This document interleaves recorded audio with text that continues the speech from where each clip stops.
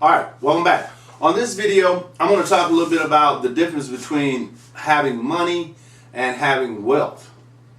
Oh yeah, there is a difference, and the difference is like that.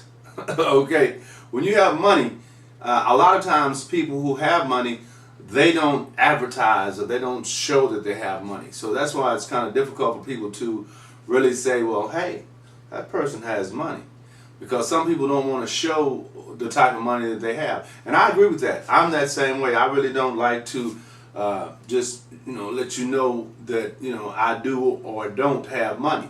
Because people today will take that money from you. They'll find a way to file a lawsuit against you, or they'll find a way to rob you. They'll find a way to try and get to that money or those funds if you give them the opportunity. And many times that's their job, to go out and get a lawsuit, to go out and rob somebody. You have people like that. We're in that world. We're in that day and time. But the analogy I wanted to give you with the difference between having money and having wealth goes like this. Just imagine a water faucet, right? When the water is coming out of that faucet, that's money, right? When the water falls into a bucket or a pail and begins to fill that pail up, that's wealth.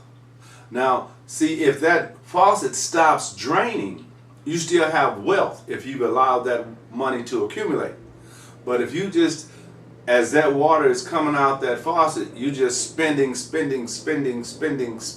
giving away, spending. What happens is when the faucet stops, you don't have money. So in all actuality, you never had wealth. You had a job, or you had a way of generating a profit, but you weren't wise enough to understand how money really works. In order for you to have wealth, you have to put that money in places that money can grow. Because money does grow, and money grows better over time. So if you position your money in a way that 10, 15, 20 years can go by, that money can grow exponentially because of a system or a thing called compounded interest. Because with compounded interest, the more money you have there, the more interest you're paid on that money. And it's kind of hard to wrap your mind around that until you actually walk through that process. But let me give you a quick example. If you're able to invest $10 a day, small amounts of money, that's $300 a month in a 30-day month. Okay, let's say you couldn't do that. Let's break it down even farther. Let's say you invested $5 a day.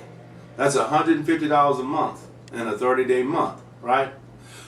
Okay, you can't do that. Let's say you invest $15 every 2 weeks. That's $30 a month.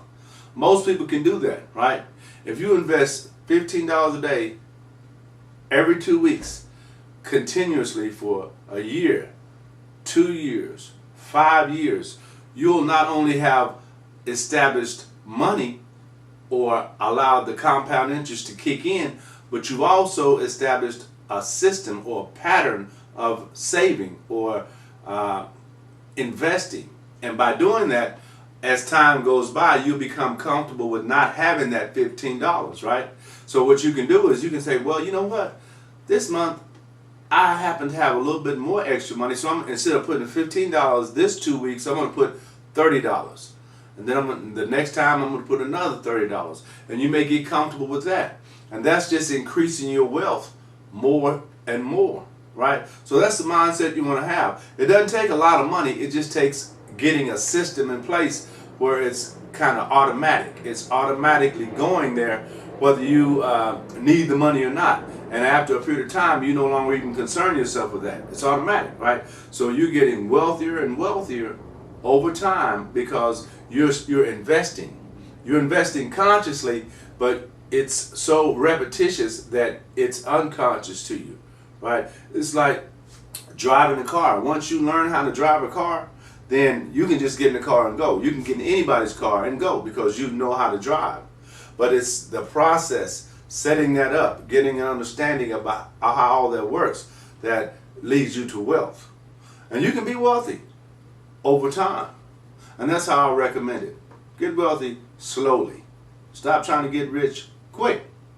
SpeakerLarry.com.